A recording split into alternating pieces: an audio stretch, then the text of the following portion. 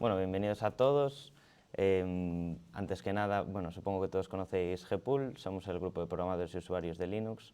Damos este tipo de charlas, intentamos una vez por semana durante el curso escolar.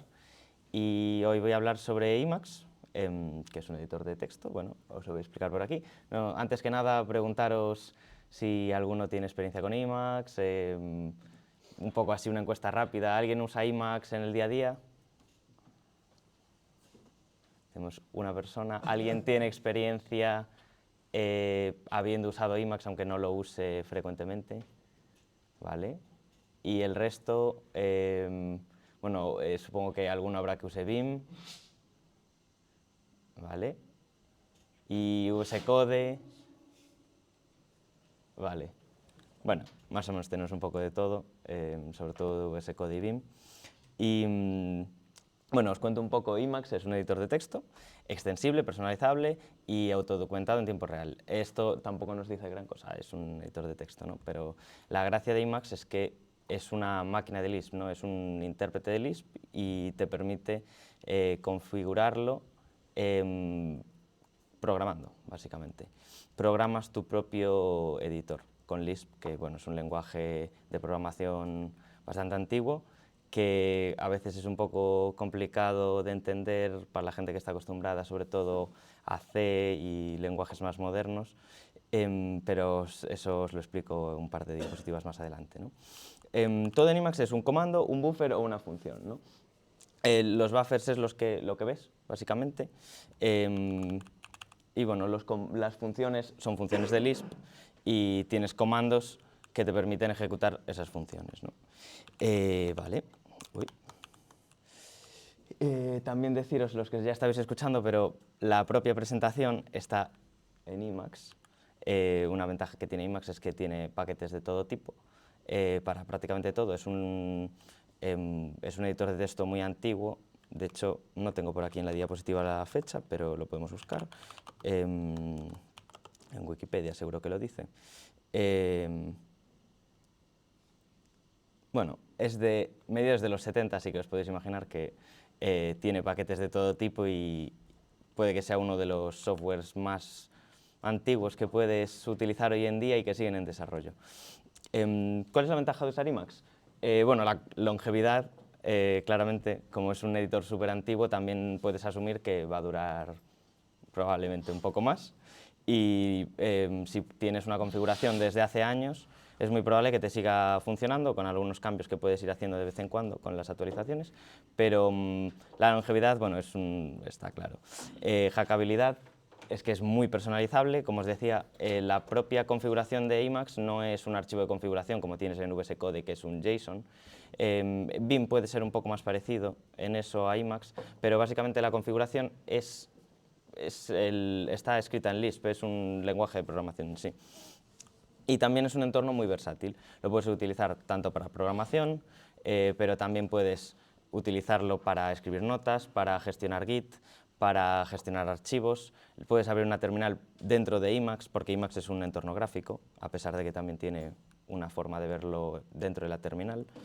Bueno, aquí explico un poco lo de que lo puedes correr como un daemon, o sea, que está corriendo por detrás todo el rato. Una desventaja que tiene Emacs frente a Vim, por ejemplo, es que tarda más en abrir.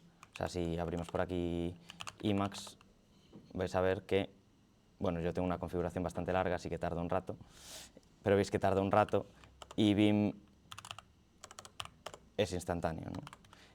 ¿Cómo podemos...? Uy, espera, que lo estoy liando aquí con los atajos de teclado. ¿Cómo podemos arreglar esto? Pues corriendo Emacs todo el rato por detrás, que es lo que es el Emacs Client. En lugar de abrir una nueva instancia de Emacs cada vez que la necesitas, tienes una instancia de Emacs que corre detrás en el sistema y luego cuando quieres abrirla solo haces Emacs Client y se abre instantáneamente. Esto también nos permite, por ejemplo, dentro de la terminal, yo tengo un alias que me permite abrir Emacs dentro de la terminal y comparte los mismos buffers. De hecho, lo podemos ver aquí, podemos ir aquí a este buffer, es el mismo buffer que estoy viendo en esta en esta instancia de Emacs, en este cliente. Y esto nos permite que, puedes tener varias ventanas con el mismo Emacs por detrás que comparten las ventanas y que se editan al mismo tiempo y se modifican al mismo tiempo, ¿no?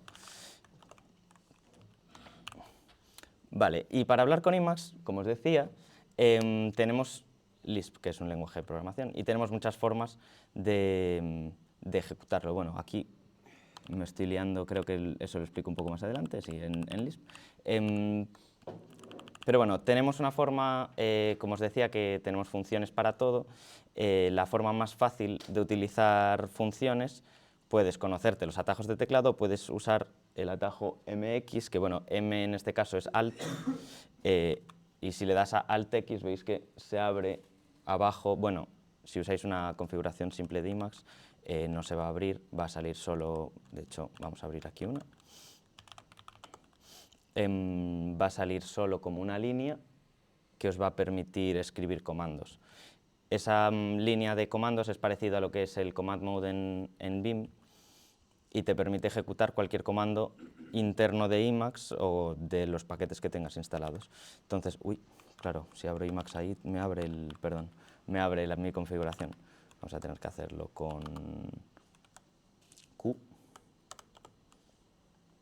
Este es Emacs por defecto, veis que es bastante feo. Vamos a ir explicando cómo ponerlo un poco más bonito. Pero veis que, bueno, probablemente no lo veis, pero pone MX y ahí me permite ejecutar cualquier comando. Por ejemplo, find file. Y entonces ahora está ejecutando el find file que te permite buscar un archivo para abrir, que por ejemplo puede ser init.el, que sabemos que está en este directorio, y ahí lo abrimos. Aquí, bueno, esto es un editor completamente estándar. Los atajos de teclado por defecto de Emacs son bastante familiares para la gente que usa cualquier editor de texto normal. Tenéis también una barra arriba para crear un archivo nuevo, para abrir otro archivo. Tienes así algunos atajos. Puedes incluso seleccionar, copiar, pegar, etcétera.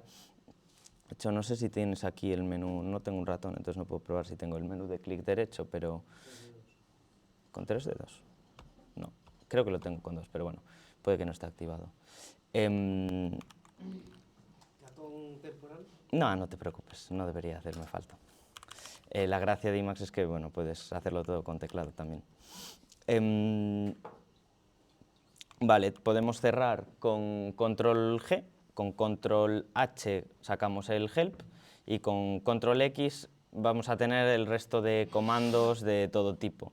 Es un prefijo. Una de las formas que tiene Emacs de funcionar es que tienes prefijos de atajos de teclado que te permiten acceder a más atajos, ¿no? Entonces empiezas con control X y luego haces control N y luego haces otro atajo y los vas encadenando para llegar al comando exacto que quieres, ¿no? Esto os voy a explicar más adelante cómo tener una ayuda visual, porque si no, memorizárselos todos es una locura, pero de primeras lo que tenemos es el control H que nos permite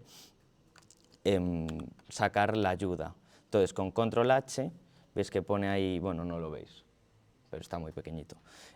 Bueno, vamos a hacer aquí zoom, o bueno, de primeras, con control H entras en lo que es la ayuda y puedes darle a K para que sea de key. Entonces una ayuda de key sería que si ahora, following key, sí, si ahora hacemos otro atajo me va a decir qué es lo que hace. Entonces vamos a hacer lo mismo, control H y K y me sale la ayuda y me explica qué hace control HK. Esto es la función de ayuda básica que tenemos tanto para atajos de teclado como para funciones, que sería con control HF, y también podemos acceder a esto haciendo MX y, bueno, no me lo sé de memoria, es help, veis que ahí me autocompleta, help function, por ejemplo, no, help,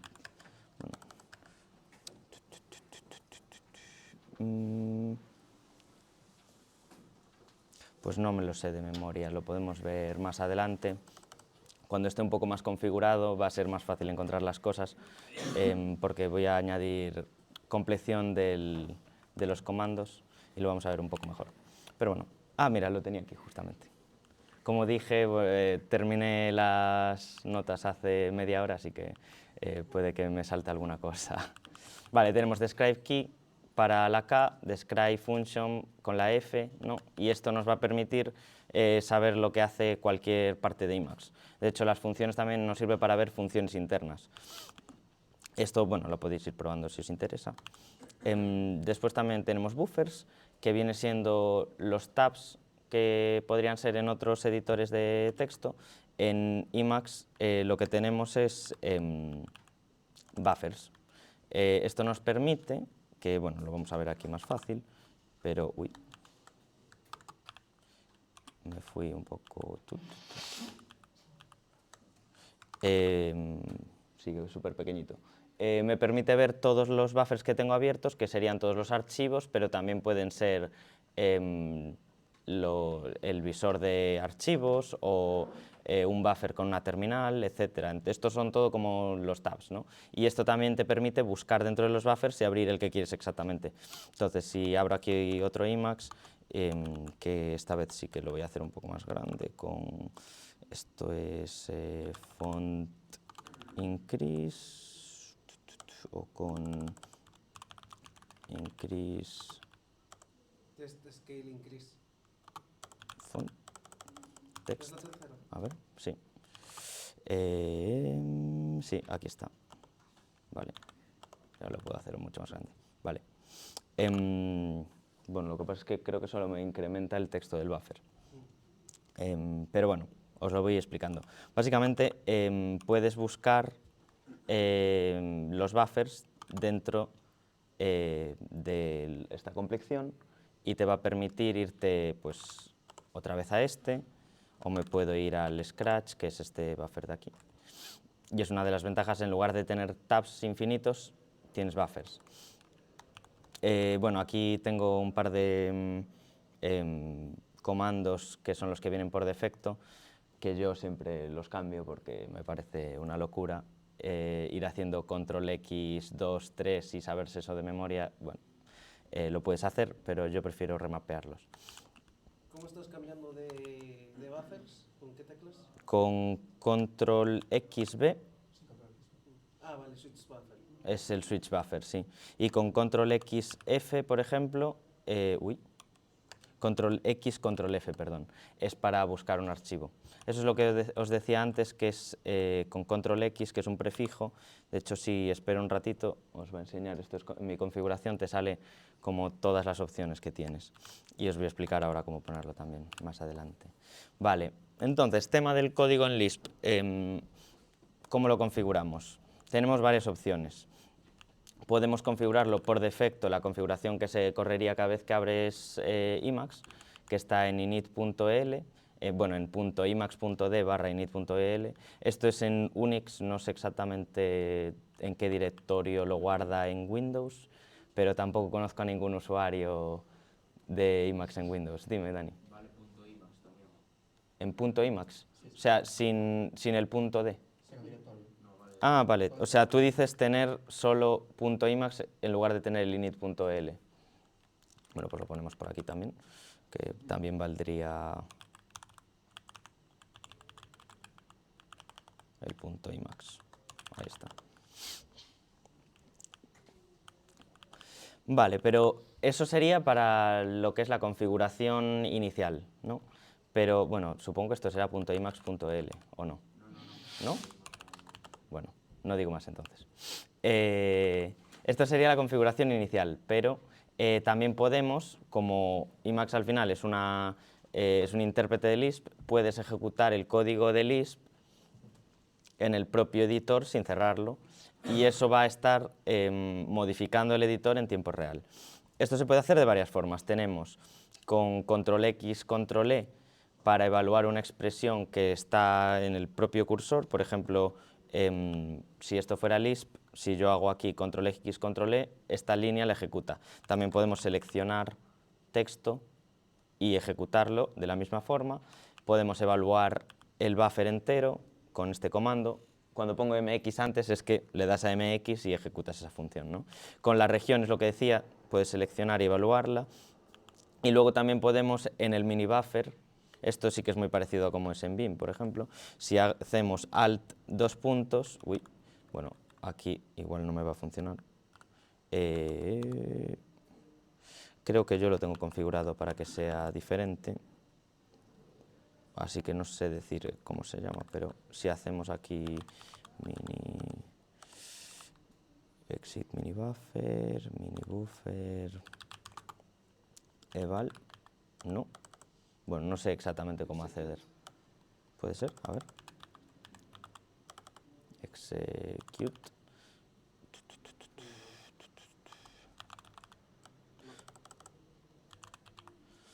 Bueno, en una configuración por defecto, de hecho la tenemos aquí abierta y lo podemos hacer.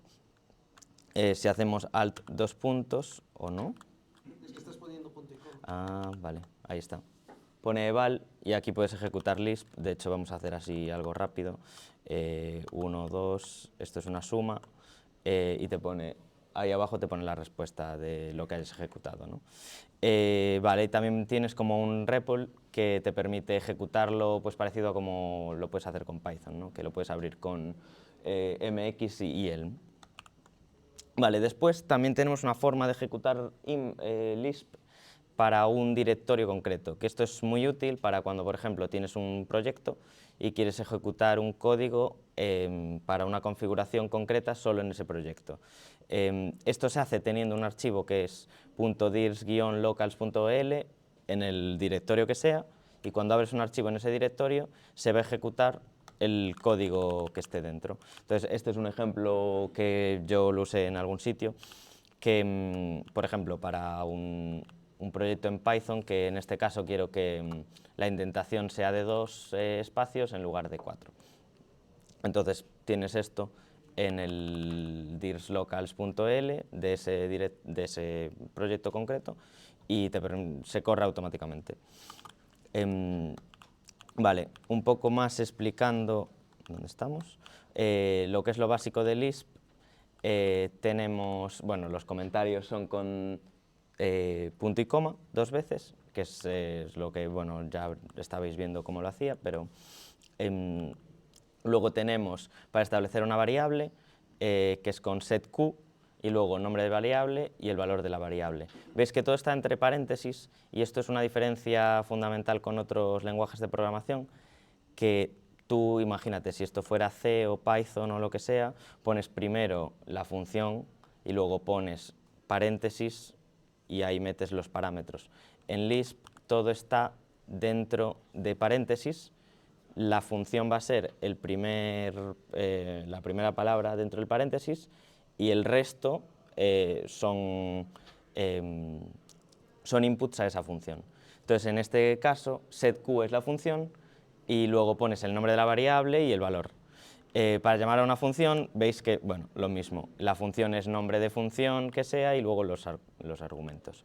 Para las listas también se hacen con paréntesis, la única diferencia es que aquí sabemos que es una lista porque empieza con la comilla esa.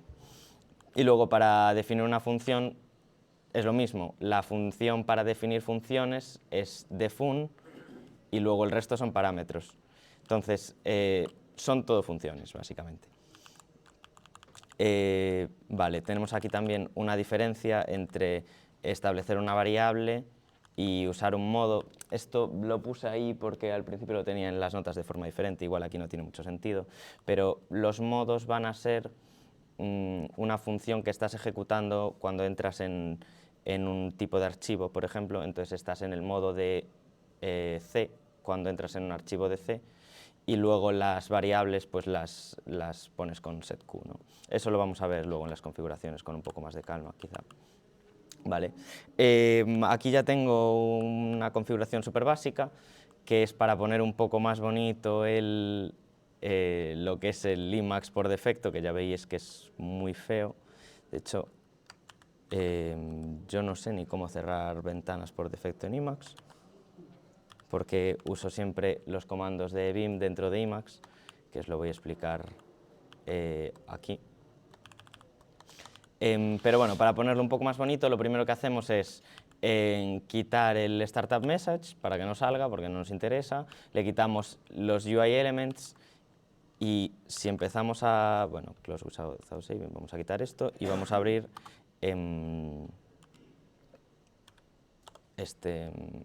esta configuración que tengo.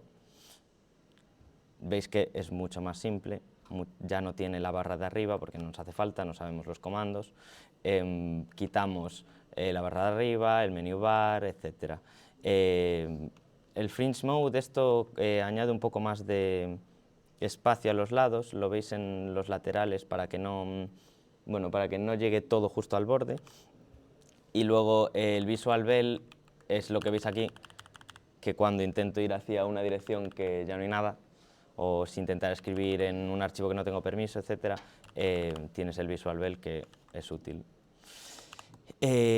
También añadimos número de líneas. Esto todo, de hecho, creo que ya va a estar aquí.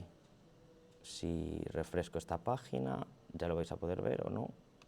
A ver. Emacs Presentation, efectivamente. Está todo aquí en el blog que acabo de desplegar hace media hora, con todos los apuntes que estoy explicando. Si lo queréis copiar luego os paso el link o lo que sea, os hago un QR. Pero bueno, eso. Vamos a poner los números, porque por defecto Emacs no tiene número de línea, que los activamos así. El column number, esto es que lo veas dentro de lo que es el mode line, que está aquí, para que te diga las coordenadas de tu cursor, que a veces es útil. Y también tenemos bueno, que te desactive los números de líneas en algunos archivos. Por ejemplo, si estás escribiendo notas, no te interesa que estén los números de líneas. El Shell Mode es la terminal de Emacs. Entonces, si abrimos Emacs aquí, vamos a abrir el eShell. Esto es una terminal y no quieres que tenga números de líneas porque no te son útiles, ¿no? Y con este pequeño código lo desactivamos. Esto es todo Lisp. Luego tenemos un poco gestión de paquetes. Emacs tiene su propio gestor de paquetes dentro y lo que tienes que hacer para utilizarlo es darle los repositorios en los que tiene que mirar, ¿no? Entonces aquí vamos a usar Melpa, el de org, que os voy a explicar luego lo que es, el non-GNU, que la diferencia es que el Melpa es el repositorio como de la comunidad, el ELPA es el de Emacs y si pones el no-GNU es el que también permite cosas que no sean software libre, ¿no? Que si queréis toda la compatibilidad yo meto todo y luego ya instalo los paquetes que hagan falta. Y tienes que poner el package initialize y ya estaría. Después, para utilizarlo, podemos usar usePackage, que ahora ya está incluido dentro de Emacs. Antes era un paquete que tenías que poner a mayores. Que simplemente pones esto y a partir de ahora vamos a poder usar usePackage para instalar otros paquetes, ¿no? Que es con esta sintaxis. Está muy bien porque luego en el archivo de init solo pones usePackage, el nombre del paquete, y tienes esto para ir asignando cómo se ejecutan las configuraciones de ese paquete, ¿no? Esto no os lo expliqué antes en lo que es lo básico de Lisp, pero cuando pones dos puntos y la palabra, eso sería como un argumento que tiene nombre. Entonces, en este caso, ensure t, esto es true, es lo que se pone normalmente, se pone t para decir que es true en Lisp. Ensure t en este caso sería asegurarse de que se instale. Defer t es para hacer la carga diferida, para que no se cargue en el init, porque visteis que puede hacer que tarde mucho en iniciar el editor. Y luego tenemos en el init, que es el código que se carga en el inicio, la configuración. Bueno, esto es un poco para definir cuándo se configuran algunas cosas, porque te interesa que sea cuando se carga o que sea nada más abrir el editor, ¿no? Esto podéis verlo con más calma en la documentación de usePackage, está muy bien explicado. Vale. Luego entramos Evil Mode, esto es lo que os contaba antes, son los atajos de Vim dentro de Emacs. Esto A ver, no es necesario. Yo personalmente empecé a usar Vim hace pues igual 6, 7 años y me acostumbré mucho a cómo funciona. Entonces cuando me moví a Emacs hace unos 5 años, que tampoco hay mucha diferencia entre ellos, pero bueno, me moví a Emacs y me llevé también los comandos de Vim porque para mí son más cómodos.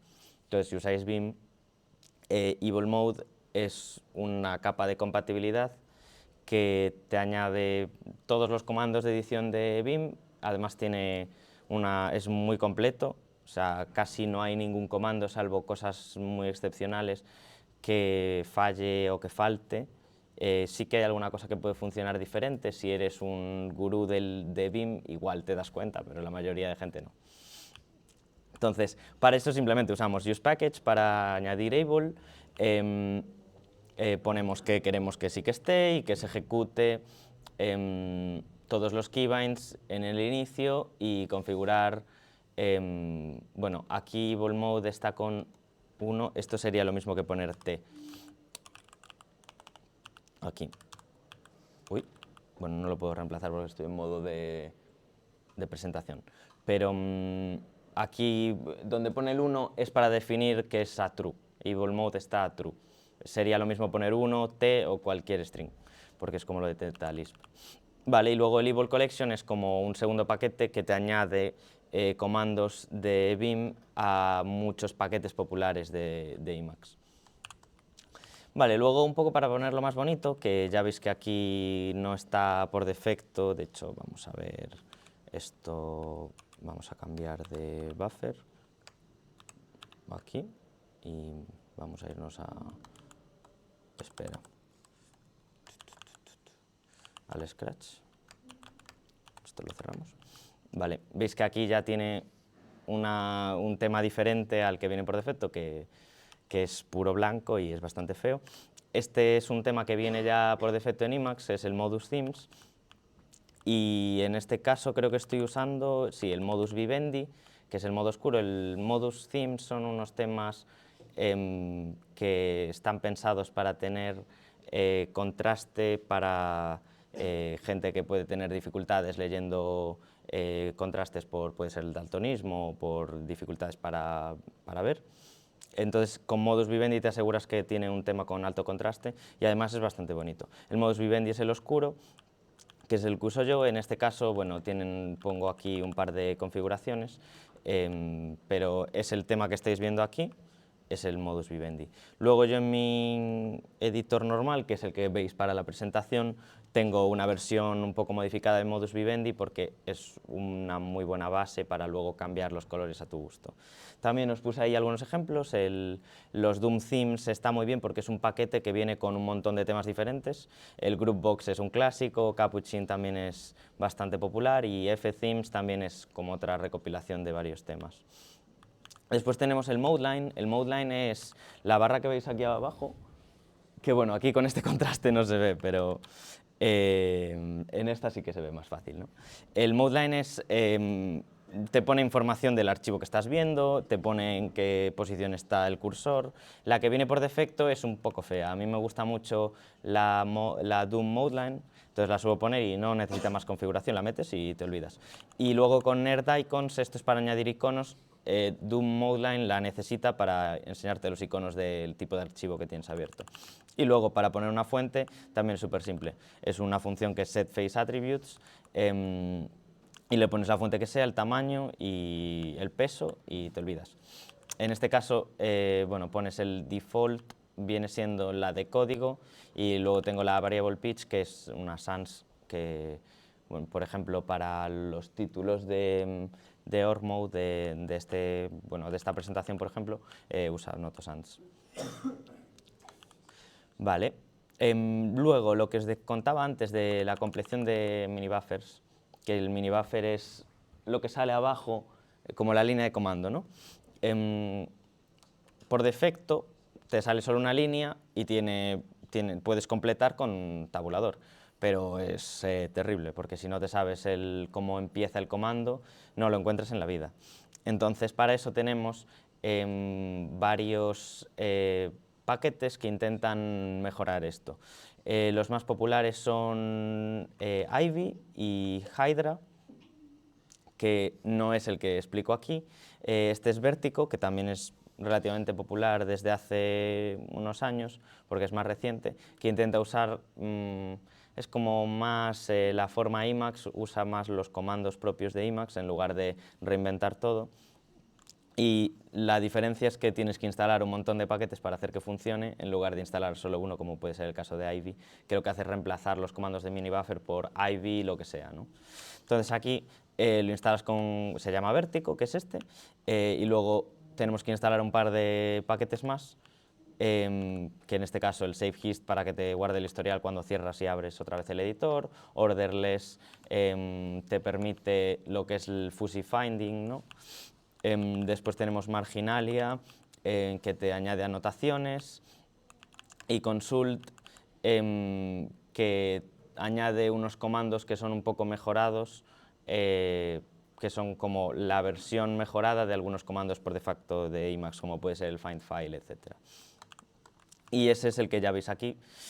Si hago ahora control X, control F, creí que hay algo de más, control X, control F, veis que en lugar de salir solo una línea, ya sale para completar y te permite pues, que vayas escribiendo, y si pongo, por ejemplo, el tercero que es demo, ya me lo completa y me lo va poniendo, aunque empiece por el final del archivo, pongo init, bueno, init está en todos, claro, pero pongo el y veis que me completa los que acaban por el, ¿no?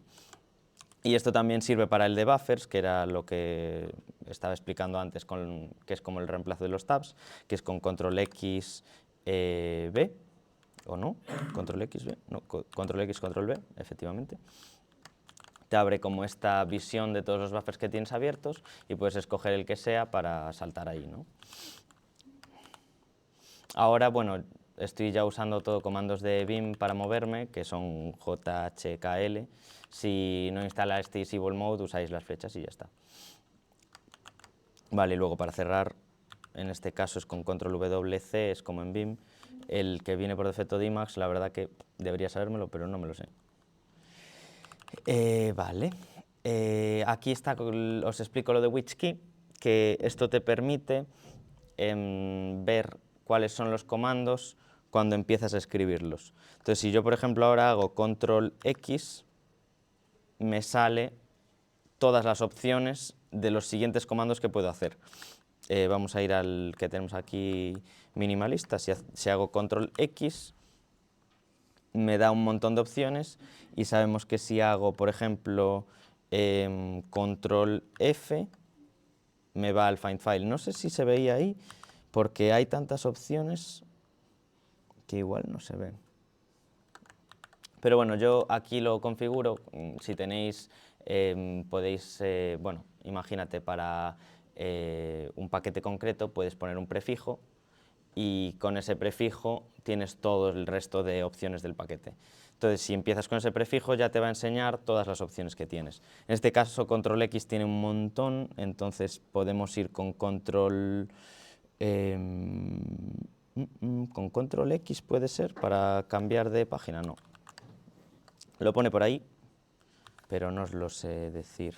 Con control H, sí, next page con J. Entonces puedes ir haciendo así, control X, y luego puedo hacer J para ir al siguiente, ¿no? Control HJ. Control HJ, sí, bueno. Esto es típico de Emacs, al final tienes que hacer un montón de acordes. Y para, bueno, para cancelar cualquier cosa, lo haces con control G, que os lo puse antes, pero igual no lo expliqué bien. Con control G cancelas cualquier cosa, porque a veces es instintivo darle al ESC o al Q y no hace nada. Si entras en pánico, haces control J y cierra lo que sea. Vale, y luego otros ajustes útiles, estos son cosas básicas.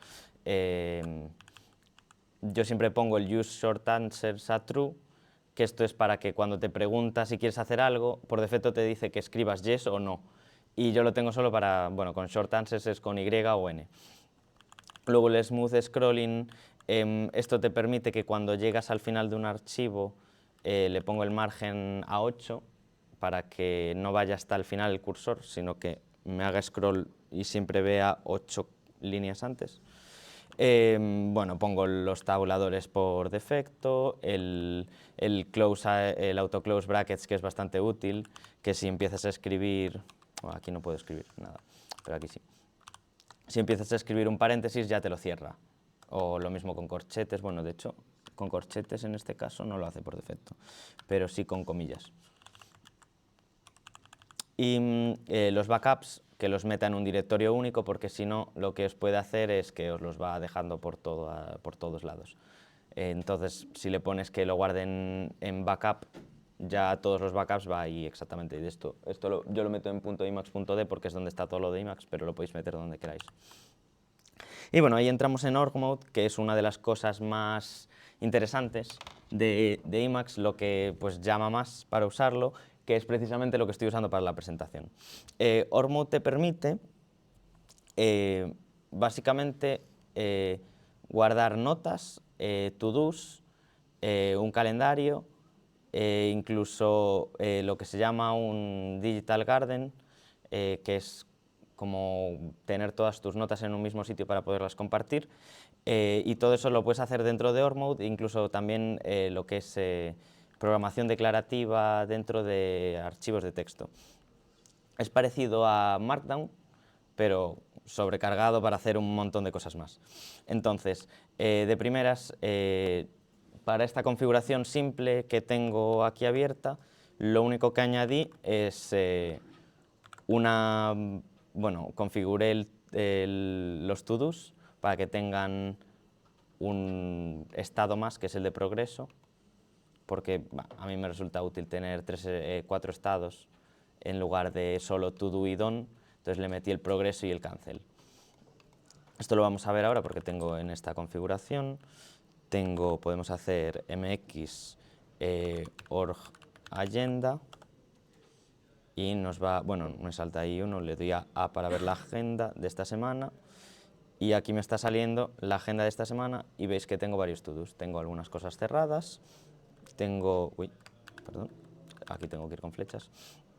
Tengo aquí cosas cerradas de ayer, del martes, del lunes, del martes, el miércoles no tenía nada, el jueves tengo 2 to-dos. Estos son todo por defecto, no son mis notas normales, pero metí ahí un montón de to-dos para probar. Y luego si hago clic aquí puedo ver el archivo. Esto es lo que es Org Mode. Org Mode es un archivo, en este caso tareas.org, tiene todas mis tareas, digamos. Y aquí para volver una tarea, un to-do, un header lo vuelvo un to-do o una tarea, puedo crear un header nuevo que es con control enter, veis que crea ahí con un asterisco, también lo puedes hacer escribiendo literalmente asterisco espacio, y si lo quiero volver un to-do, voy a escribir lo que sea, hola, y lo quiero volver un to-do, hago control C, control T, y ves que me salen ahí unas opciones. Lo puedo poner en to do, en progress, en done o en cancel. En este caso lo voy a poner como to do. Y para cambiarlo, pues lo mismo, control C, control T, y lo puedo poner con D en done. Y veis que ya me pone la fecha en la que se cierra. Esto también lo puedes escribir manualmente, o sea, si yo aquí cambio y digo, uy, no era a las 6, lo quiero poner a las 7:49. Lo cambias y lo va a reconocer igual porque es texto plano. Entonces tienes algunos atajos de teclado que son útiles, pero siempre puedes escribirlo manualmente. De hecho, yo lo que hago muchas veces es que igual tengo una tarea repetida mucho y en lugar de usar atajos de teclado, cojo la tarea, la copio y le cambio la fecha el día siguiente. Bueno, en este caso también tienes que cambiar aquí a que sea viernes, sí. Pero bueno, no siempre tienes que usar los comandos. Vale, esto explico lo de la agenda. La agenda, que es lo que os enseñaba antes, que es con mx org agenda, y bueno, aquí creo que configuro más adelante un atajo de teclado, que es el que veis ahí, que yo lo tengo con control C-A para abrirlo instantáneamente. La agenda va a ser, configuras un directorio donde metes todos los archivos que tienen los to-dos. Y ese directorio es el que la agenda va a leer para buscar los to-dos que tienes pues, con la fecha que sea. Entonces, en este caso, lo configuro con la demo para que me salga pues, este archivo que tenía aquí, que es el de tasks. Lo podemos, bueno, claro, aquí esto no lo puedo cerrar así, lo puedo cerrar así. Vale, entonces hacemos otra vez org agenda y veis que me da varias opciones. Con A veo la agenda de esta semana y veis que me sale como done el que acabo de añadir ahora de prueba, ¿no?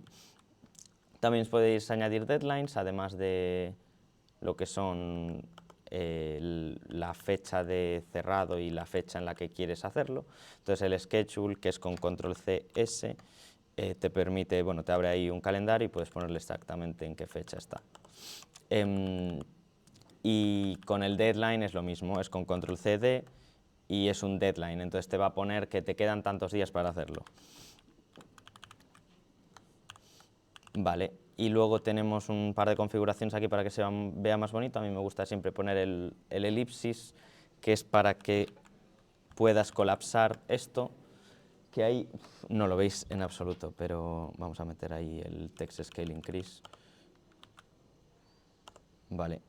Veis que al final de esta línea se ve como una flechita hacia abajo, que lo veréis como un punto porque es muy pequeñita, es para que sepas que está colapsado. Y entonces a mí me gusta siempre meterlo para distinguirlo, ¿no? Y luego le metemos, bueno, la indentación, a mí me gusta que estén indentados para saber qué tan profundos son los headers. Los headers son con el asterisco, entonces puedes poner 2 asteriscos como en Markdown con los hashtags, ¿no? Para que sea más indentado. Y luego a mí me gusta meterlo centrado, que lo veis aquí, bueno, aquí no, porque no está centrado del todo, pero si abro esto y meto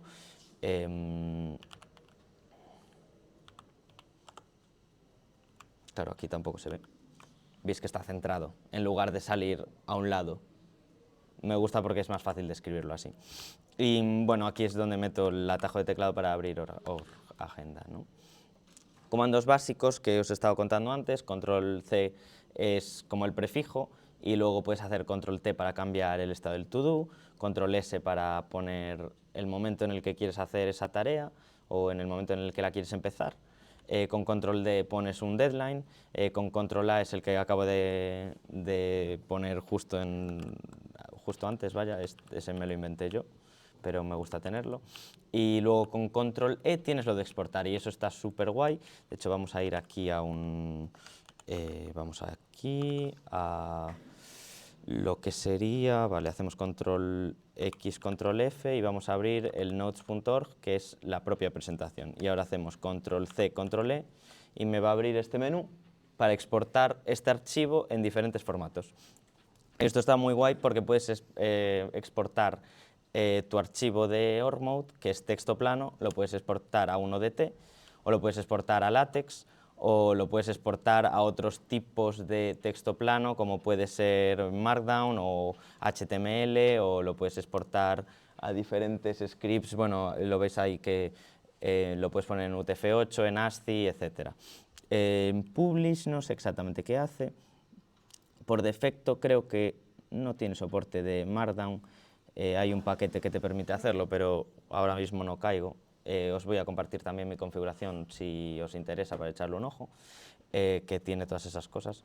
Pero lo más rápido va a ser exportarlo a un ODT. Entonces, hacemos control C, control E para abrir este menú y si ahora hago O, veis que se va completando y si le vuelvo a dar a O, lo sacamos. Bueno, de hecho, O mayúscula va a ser sacarlo al ODT y abrirlo.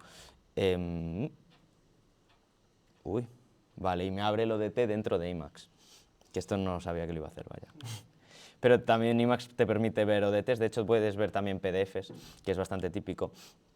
Aquí tenemos el propio archivo de org mode pasado a ODT y lo puedes ver, bueno, vamos a ir a la página 3 y podéis ver que es lo mismo pero pasado a un archivo que luego lo puedes modificar con LibreOffice o con lo que quieras. Dime. Ah, no, pensé que estabas... No. Pensé que me estabas llamando.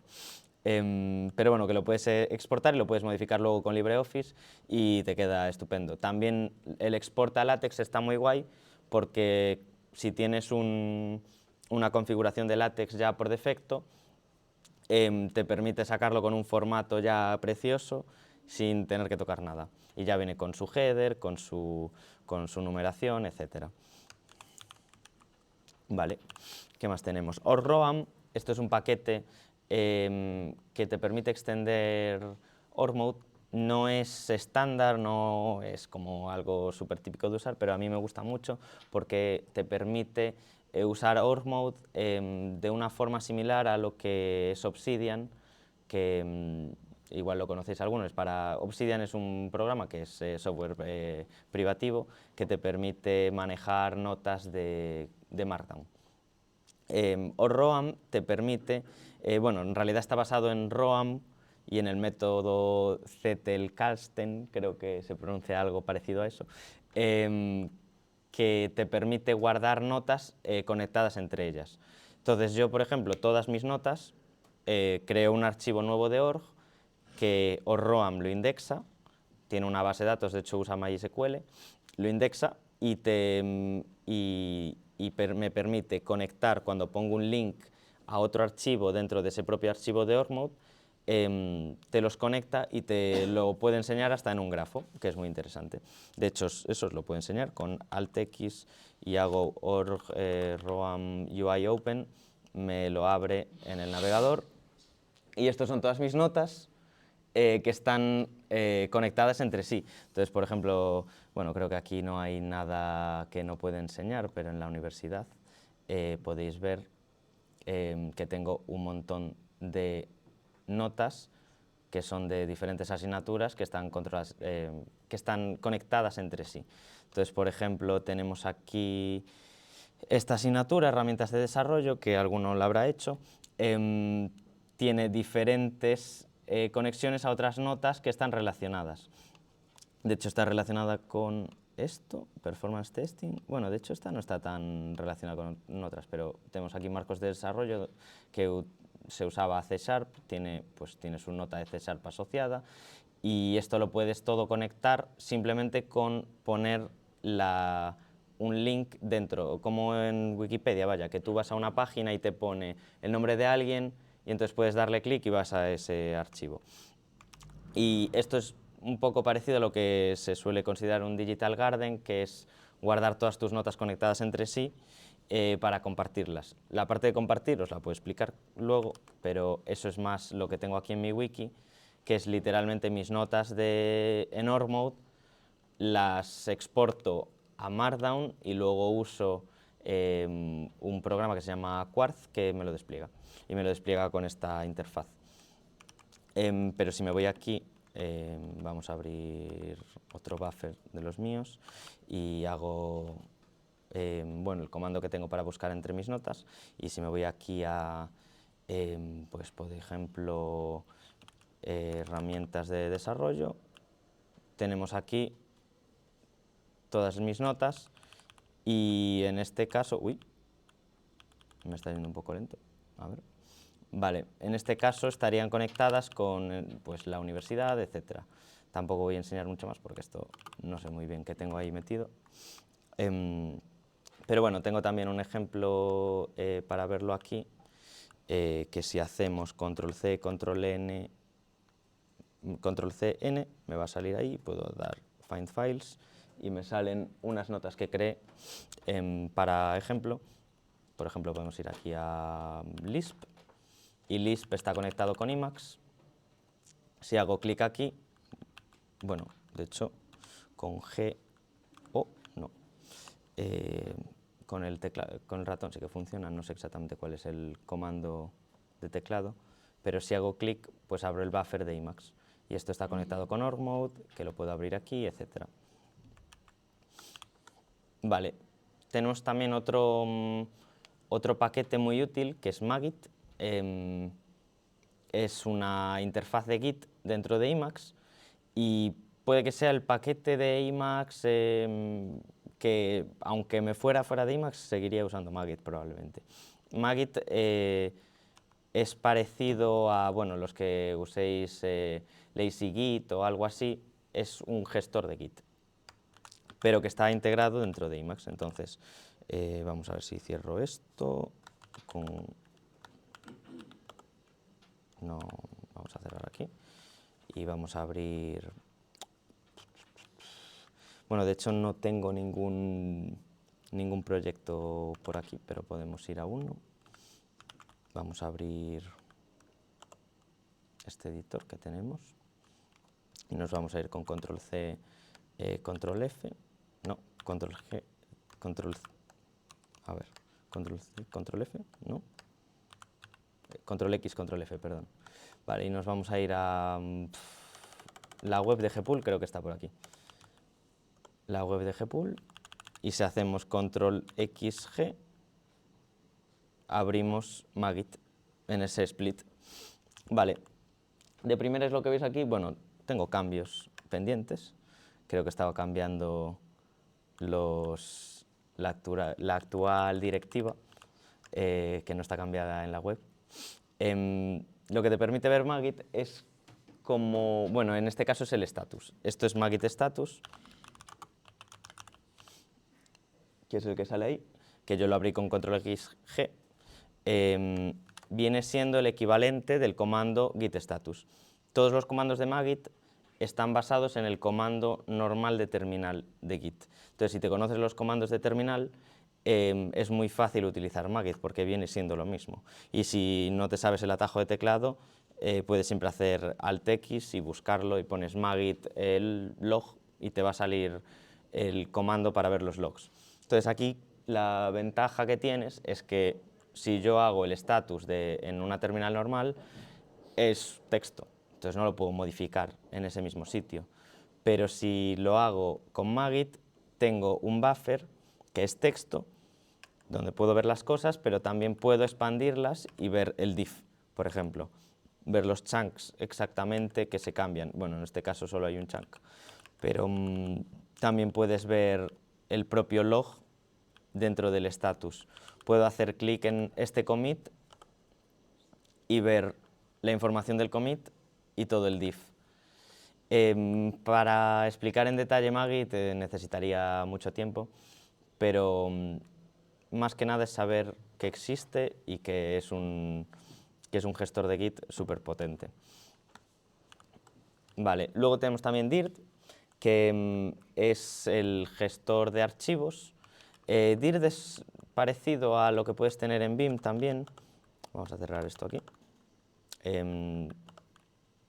Dirt te permite abrir cualquier directorio dentro de Emacs para visualizarlo. Entonces, de primeras podemos hacer control XD y me va a preguntar a qué directorio quiero ir. En este caso voy a ir al mismo directorio en el que estoy. Y veis que la salida parece un ls-l, porque precisamente Dirt lo que usa es el propio comando del sistema para correr, para visualizarlo. La diferencia es que es el output de ls, pero es editable. Entonces podemos movernos dentro y podemos hacer clic y abrirlo. Bueno, esto es lo que teníamos antes. Vamos a cambiar de buffer así y vamos a volver al buffer de Dirt, que es este. De hecho me quedó el split, lo vamos a cerrar. Vale. Y también puedes moverte entre directorios, obviamente. Si me voy aquí a este directorio demo, puedo moverme dentro. Estos atajos son los que tengo por defecto. Bueno, estos son los atajos normales. Pero también, bueno, para moverte de directorio arriba abajo, por defecto creo que es si haces enter en un directorio entras, y si haces el elevado a, vas hacia arriba. A mí me gusta cambiarlo para que sea como en Vim, entonces lo muevo con H y con L para ir hacia adentro, ¿no? Para refrescar puedes hacer G en Emacs normal, y GR si usas Evil. Refrescar es útil porque si cambias desde cualquier otro programa, el buffer no se actualiza, entonces tienes que refrescarlo para ver los archivos que se hayan cambiado. Esto también lo puedes abrir en un split, o sea, si estás editando texto, por ejemplo, podemos hacer así, estamos aquí editando este archivo y, bueno, aquí casi no se ve nada, pero lo vamos a hacer un poco más grande y vamos a, con abrir paréntesis, simplificar esto y si movemos esto veis que va a quedar bastante parecido a lo que tendrías en un editor normal como es VS Code, ¿no? O un editor gráfico estándar. Y esto lo podéis configurar para que cada vez que abráis Emacs, pues lo abra con esta visión. Y todos estos buffers siguen siendo igual de potentes, igual de poderosos y puedes cambiar cosas dentro. Otra cosa interesante de DIRT es que puedes editar el propio texto aquí dentro y que se ejecute. Por ejemplo, tenemos aquí el notes.dt. Voy a entrar en modo edición. Si usáis Evil va a ser con I, si no me equivoco, sí. Y ahora puedo editar esto. Entonces, si pongo aquí notes 1, 2, 3 y lo guardo, ahora este archivo se llama notes 1, 2, 3 y lo puedes hacer con todos los archivos al mismo tiempo. Entonces, esto para editar gran cantidad de archivos por nombre es súper útil. ¿Qué más tenemos? Trump, no el presidente, con A, que es el que te permite editar archivos remotamente. Y también te permite editar archivos como otro usuario. Es muy útil para editar archivos como superusuario, obviamente.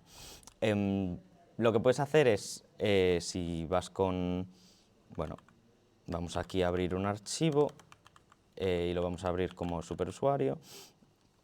Vamos a ir a MX y ponemos Trump, un load Trump.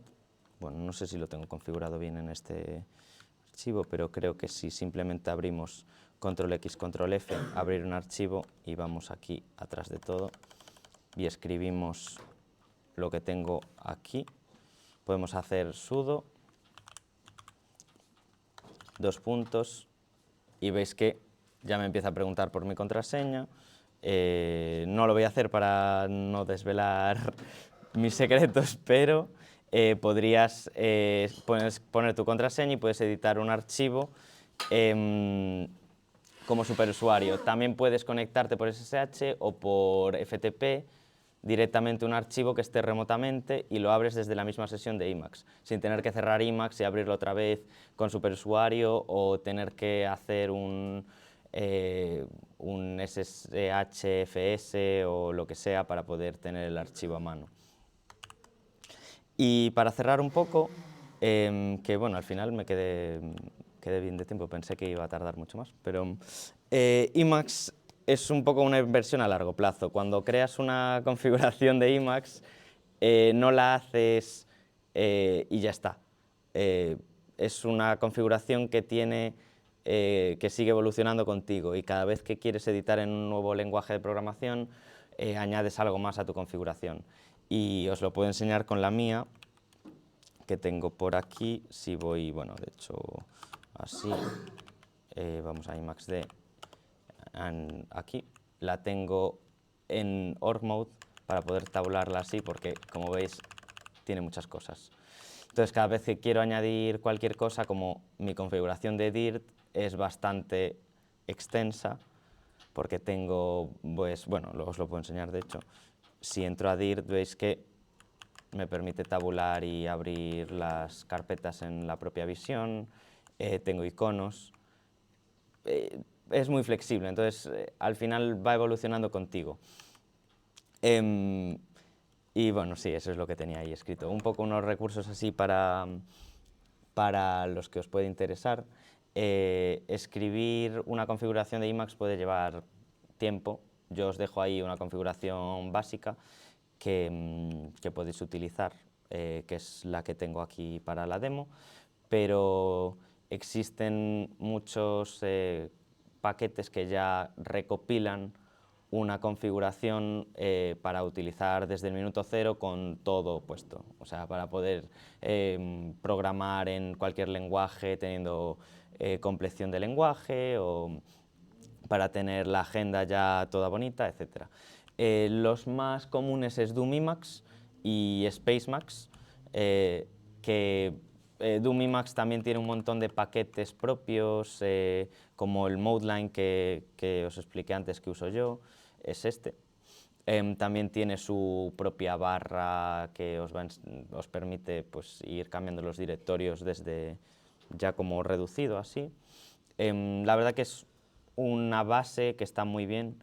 El problema que puede tener Doom Emacs es que reduce tanto la complejidad que no ves la configuración que está por detrás. Entonces yo durante unos años usé Doom Emacs y eventualmente decidí programar mi configuración desde cero, y para eso lo que recomiendo mucho es System Crafters, su serie Emacs from Scratch, que tiene, bueno, lo explica todo, tiene una página web en systemcrafters.net, que creo que está escrita en Org-Mode, de hecho, y lo que tiene son vídeos de YouTube donde normalmente hace un directo y va explicando pues, diferentes partes de la configuración y las va haciendo en vivo. Entonces es una forma muy práctica de ir empezando a hacer tu configuración poco a poco, porque tiene los vídeos bien divididos y además tiene las guías. Si vas a, yo qué sé, Emacs Essentials, tiene el vídeo y luego tiene las notas en la misma web donde explica cómo ir haciéndolo y lo tiene con sus snippets de código de Lisp que ya puedes ir copiando a tu configuración y ejecutarlos. Y está muy bien. Y creo que eso es todo, si no hay ninguna duda. Bueno, a ver todas las dudas que haga falta.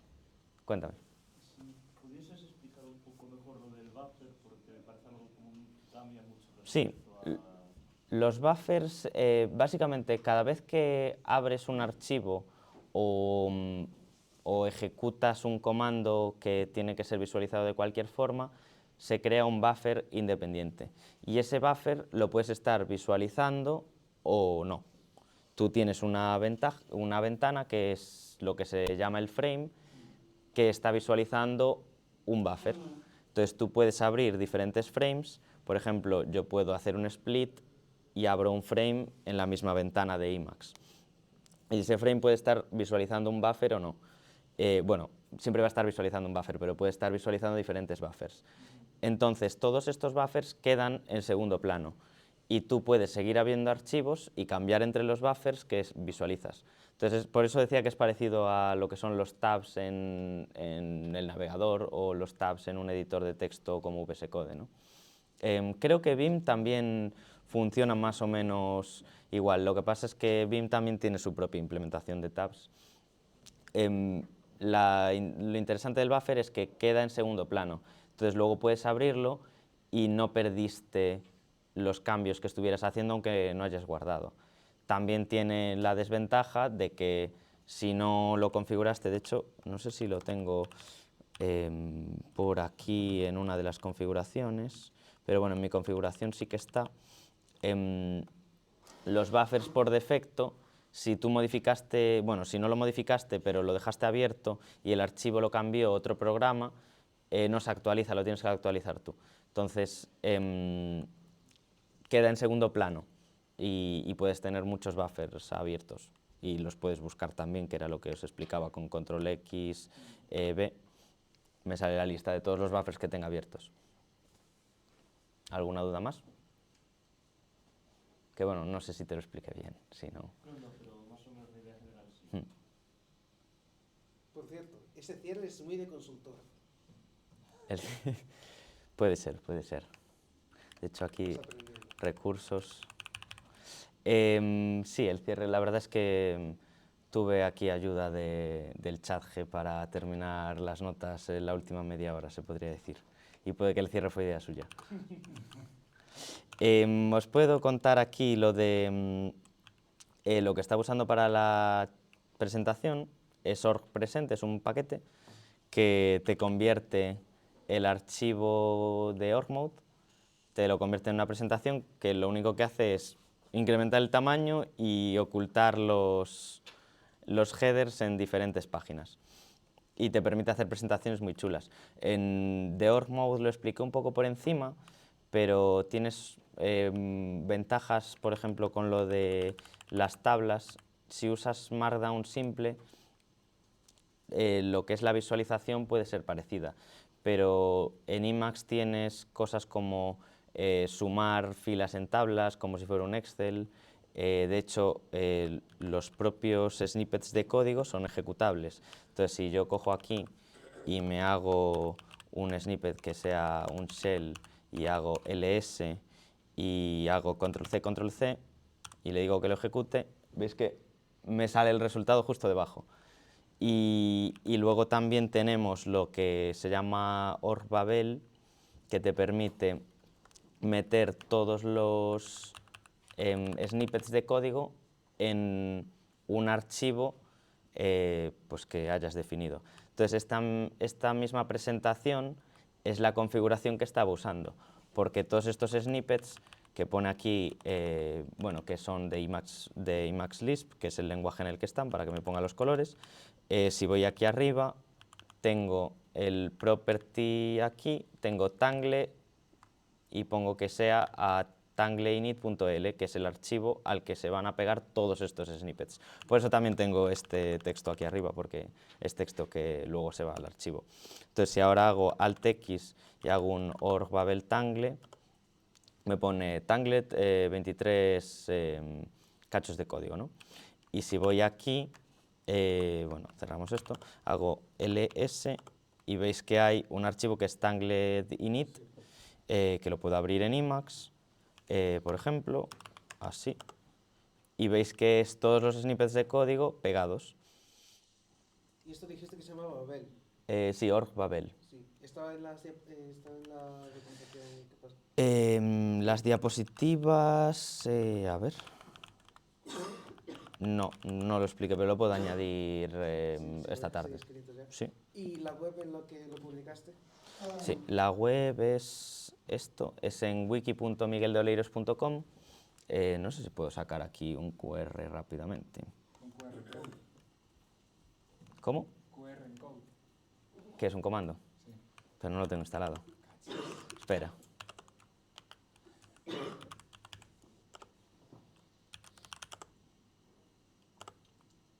Ahí va. De doctora QR code, de la guión T, ¿Cómo? QR code, guión T mayúscula, T mayúscula, UTF-8 todo junto, UTF8. todo mayúscula, perdón. ¿Junto con la T o no? No, separada la T con mayúscula. UTF8 Y el enlace. y el enlace aquí, ¿no? Espera, perdón.